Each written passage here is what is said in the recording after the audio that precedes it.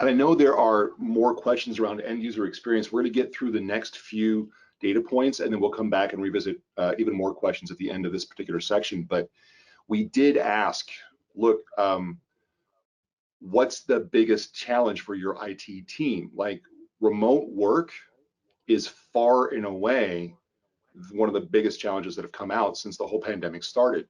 Ongoing management of remote workers, migrating workers to full or partially remote, and device management, and the cost of solutions required to make remote work. These are all really, really high factors. Look at that other column of 1.9%. We put that in there to make sure we're not overlooking other stuff.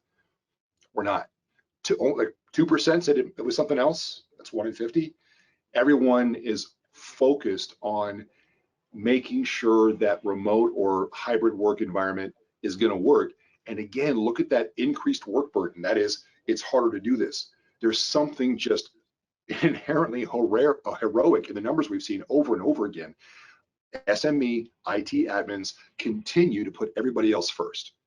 They're happier in their jobs, even though they're getting paid no more, but they're getting it done and they're getting results, and that gives them the satisfaction. And at every turn, when we see the numbers, so what are you worried about? I'm worried about serving my employees. Oh, and by the way, my job is hard. And part of that comes down to, Ben, I think people don't always know that it could be easier. We just get used to being tenacious and knocking it down and getting it done, that sometimes we forget, it doesn't always have to be that hard. And that's why I love the question about MDM. Is that going to make things, why is it so hard to get folks to help us? Don't be afraid to ask for it. And I see more context with another question here in the chat, Ben. Is that one that you want to take, or should I take first?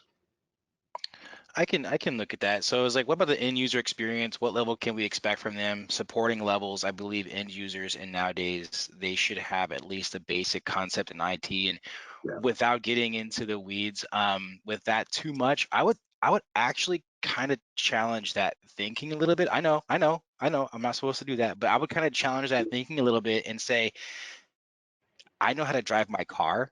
I know how to put gas in it, and I know I need to go and get my oil changed. That doesn't make me a mechanic, right? It doesn't make me an auto professional. And so there's a reason why I'm good at what I do, because I have a passion around that. And so I would challenge that thinking that people who are working, they have a passionate, or they have a certain thing that they're really, really good at. Computers are probably not, or even IT is not something they're interested in. So I would challenge that a little bit and just think to myself, you know what, they're going to give the level that they're most comfortable with, and that's probably all that you can expect. So I'll follow on that and say, if you look at how IT has been sold, how technology experience has been sold for almost a decade now, we've heard about everything as a service, right? You log onto a website, and everything and everyone else's part of their lives is designed to make it as easy and intuitive as possible. Whether you're booking air travel or a hotel, reserving a table, in every other part of our lives, companies are employing designers and experienced designers to make it seamless and intuitive and easy. And we carry that expectation with us, rightly or wrongly, fairly or unfairly. I carry that expectation with me to my work.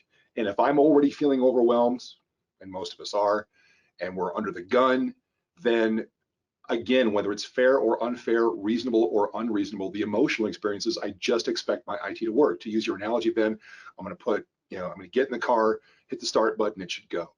That's not to say it's not fair to ask for more help. So the answer to the question, I think, what can we expect from them? My guidance is have that discussion with the leadership of your company. Tell them what 1 or 2 things you're going to ask your employees to do to make your life easier. Just 1 or 2 things. So how much can we expect? It's a hard thing to answer. I think Ben's answer is right, not a lot, but that doesn't mean you can't change the expectation if you really need it. So again, ask your senior leadership, hey, if we can just get everyone to do 1 or 2 things differently, that would have the biggest impact. There's really no harm in asking. That would be my approach. Please subscribe and check out more content from us.